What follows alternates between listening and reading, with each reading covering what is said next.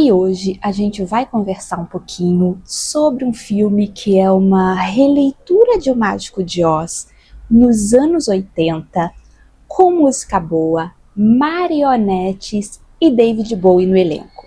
Eu acho que eu não preciso falar mais nada. A gente vai falar, é claro, de Labirinto, a Magia do Tempo.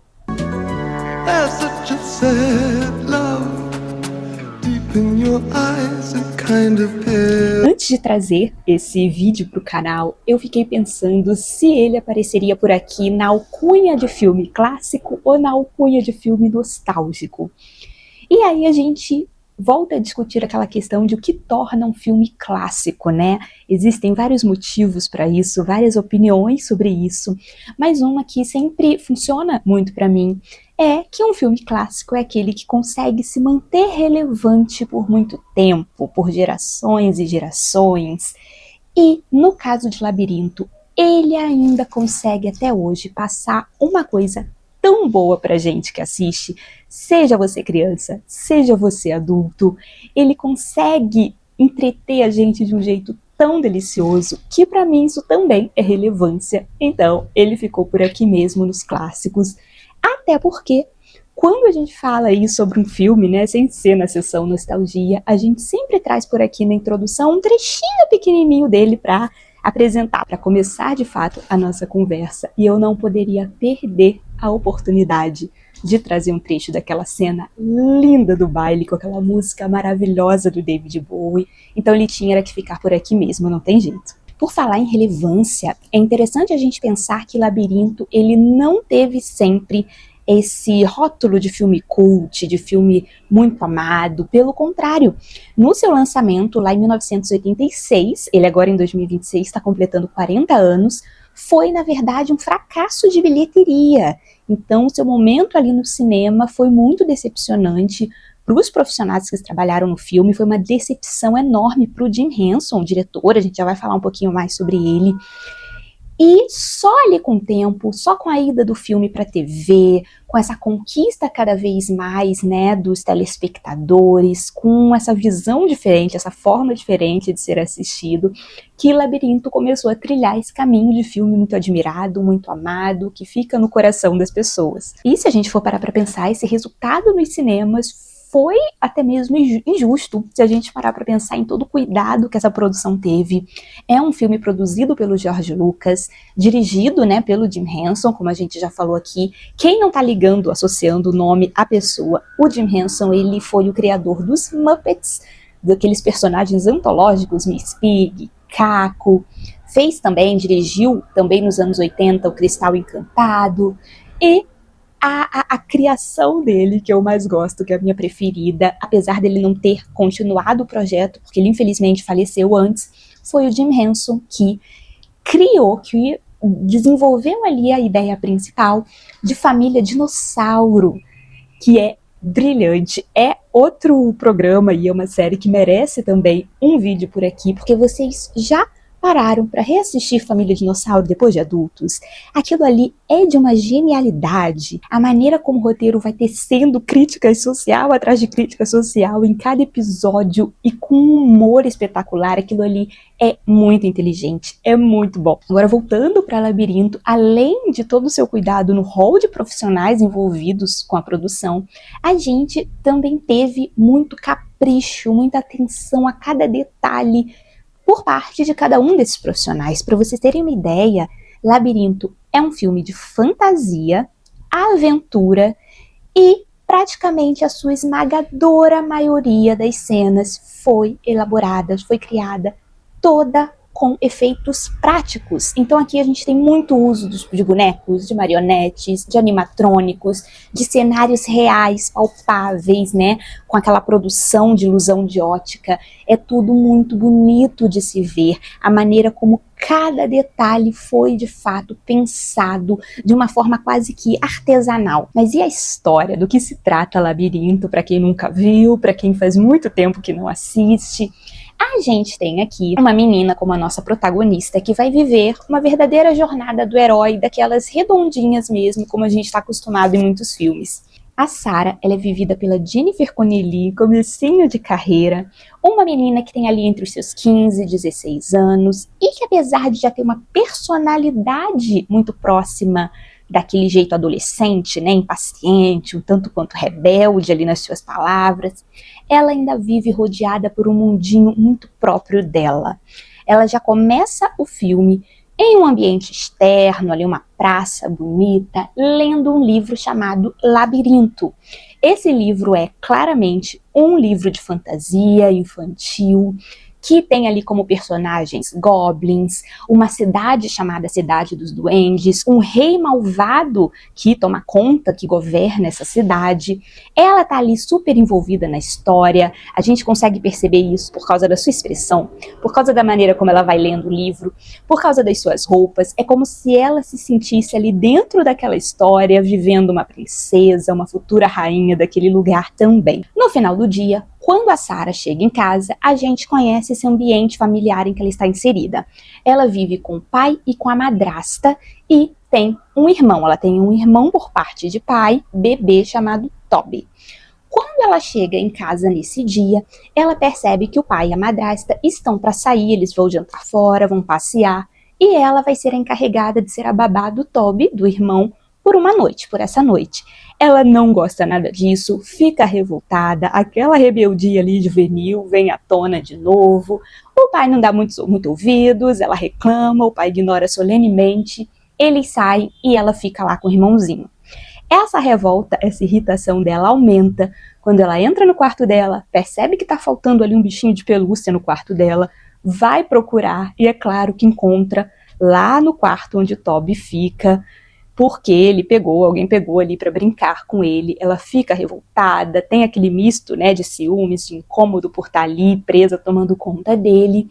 E aí aquela coisa do livro volta na mente dela e ela começa a ameaçar o irmãozinho, né? Ele tá chorando naquele momento, ela quer que ele pare de chorar, ela é nervosa, ela começa a falar que se ele não parar de chorar, se ele não parar de incomodá-la, o rei dos doentes vai pegar ele, vai levar ele para longe e ela nunca mais vai precisar vê-lo. Só que num determinado momento desses de fúria dela, ela profere as palavras, ela profere esse pedido para que o rei dos duendes leve ele e esse pedido é atendido.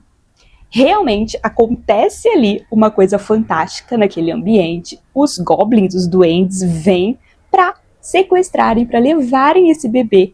E o rei dos duendes diz para ela que se ela quiser agora recuperar ele, ela tem 13 horas para passar por um grande labirinto que separa o mundo real da cidade dos doentes, do castelo onde esse rei mora. Que é ali que o irmão dela vai estar, nesse castelo, e que ela vai precisar passar por essa jornada pelo labirinto para chegar até lá para conseguir recuperar o irmão dela.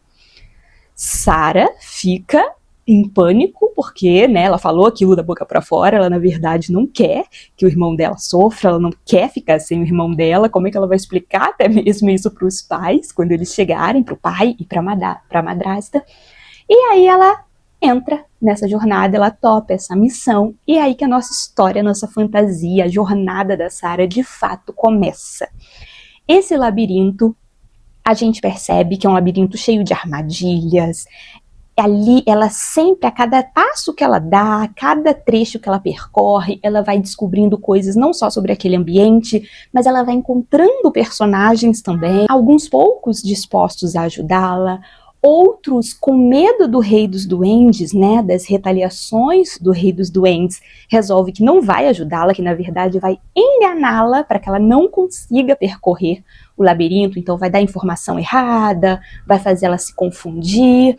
E aí a gente vai conhecendo esses personagens pelo caminho, personagens muito carismáticos, muito engraçados, além do Ludo, que é uma fofura e que é inesquecível para todo mundo que assiste, um personagem que aparece pouco, mas que eu amo de paixão também, eu acho engraçadíssimo, é aquela minhoquinha, aquele verme que aparece, que tem um tufinho de cabelo para cada lado, assim, um para cima. Gente, aquele personagem é sensacional. Entre um momento da jornada e outro, a gente vai vendo também as grandes interpretações musicais, os grandes números musicais de David Bowie, porque não sei se a gente precisa falar aqui, né, isso já é um senso comum, acho que todo mundo sabe, mas o rei dos duendes do filme, o grande vilão do filme, é ninguém mais, ninguém menos do que David Bowie, que está charmosíssimo nesse filme. As músicas desse filme são fenomenais, se tornaram sucesso aí, conseguiram sair da bolha, né? Não ficaram presas só ao filme e tocaram nas rádios da época. Até hoje eu consigo, outro dia eu fui numa festa de 15 anos em que a aniversariante, ela gostava, né, muito dessa cultura dos anos 80, e uma das danças dela, da festa de debutante dela, foi a música da cena do baile. Então é uma música que marcou mesmo, e é lindo de ver, tem cenas lindas, muito bem produzidas, muito bem coreografadas. É um deleite assistir Labirinto, gente. Eu não sei se a minha opinião está sendo muito pessoal aqui, mas eu acho que ele causa essa sensação gostosa aí no nosso coração.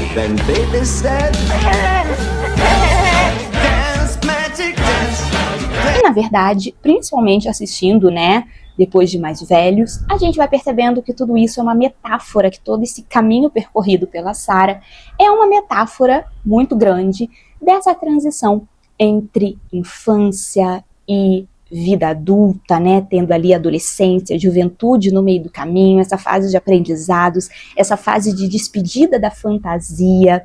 Então todo esse filme é essa alegoria sobre isso. A Sarah, ela vai aprendendo lições ali sobre como, às vezes, nem tudo é o que parece, nem sempre o mundo vai ser justo com você, e você tem que lidar com isso da melhor forma que você conseguir, que a gente tem que procurar sempre ter o controle das nossas próprias vidas, a importância das pessoas que estão junto com a gente ali na caminhada, que estão ajudando a gente, a menor valorização de coisas materiais, que as coisas materiais elas não são tão importantes quanto pessoas. Todas essas abordagens a gente consegue ver de uma maneira muito evidente ali. E agora, com essa minha revisita ao filme recentemente, eu acho que a lição também que a gente consegue tirar de Labirinto, daquela parte finalzinha de Labirinto, que eu nunca tinha me dado conta, que eu fui realmente reparar com cuidado, por causa de uma análise que eu li antes de fazer esse vídeo, né, para as minhas pesquisas. Infelizmente, eu não vou lembrar o nome da jornalista que fez a análise desse filme, porque foi um site gringo, ela não era aqui do Brasil, mas foi uma análise primorosa sobre aquela cenazinha final em que a Sarah consegue voltar para casa. A gente nunca fica sabendo realmente, né, assim como acontece em O Mágico de Oz, se tudo não passou de a criação da cabeça dela, ou se as coisas aconteceram mesmo. É aquele tipo de final aberto que cada um vai tirar sua conclusão, baseado ali na sua própria forma de ver as coisas. Mas aquele finalzinho, onde a Sarah, ela já passou por tudo, ela voltou para casa, ela aprendeu a lição dela, e ela vê dentro do quarto dela os amigos dela que ela fez no labirinto, é muito interessante, porque naquela cena, se a gente observar, tem um diálogo em que eles estão se despedindo dela e dizendo que se ela precisar deles, eles estarão sempre por perto. E a Sarah diz que de vez em quando vai sim precisar deles. E aí eles ficam felizes com isso, né? Então de vez em quando, uma vez ou outra, você vai precisar da gente, por que você não falou antes? Esse detalhe, ele traz pra gente uma mensagem muito bonita, muito bacana, de que a gente passa, sim, por essa fase de se desligar da fantasia, por essa fase de amadurecimento, de viver o mundo real como ele é, cheio dos seus problemas, cheio das suas verdades, cruéis demais, mas mostra que, às vezes, quando as coisas se tornam muito difíceis, quando a gente quiser fugir um pouquinho, de vez em quando, a gente pode, sim, retornar para aquele ponto, para aquele momento da nossa vida onde as coisas eram mais leves, para aquele momento das nossas vidas que deixam a gente com o coração quentinho, com o coração afagado. E talvez a gente possa estabelecer uma relação entre isso e sobre esse interesse que hoje em dia tem se tornado muito recorrente. Eu tenho visto muitas pessoas com esse interesse, eu sou suspeita para falar que eu adoro, que é de consumir nostalgia. Pessoas interessadas mesmo em consumir conteúdos de nostalgia de uma geração específica, da sua geração ou de outras. E aí isso aparece na forma de assistir a filmes antigos, séries antigas, colecionar itens antigos, itens que foram marcantes ali durante a sua infância, de consumir conteúdos de videogame, discos de vinil, DVDs, mídias físicas em geral. Tudo isso tem se tornado um nicho muito querido por muitas pessoas, é inclusive isso que a gente faz aqui, falando sobre filmes antigos, e que leva a gente para essa questão de que tá tudo bem. Tá tudo bem de vez em quando a gente se desligar, principalmente nesse mundo altamente tecnológico, movimentadíssimo que a gente tem vivido. Mas e você? O que você pensa sobre isso? O que Labirinto, né, representa para você? Se você ainda não assistiu ao filme, se você não curte muito, o que a nostalgia representa para você? Vou ficando por aqui, espero que tenha gostado do vídeo de hoje, obrigada por assistir e até o próximo filme.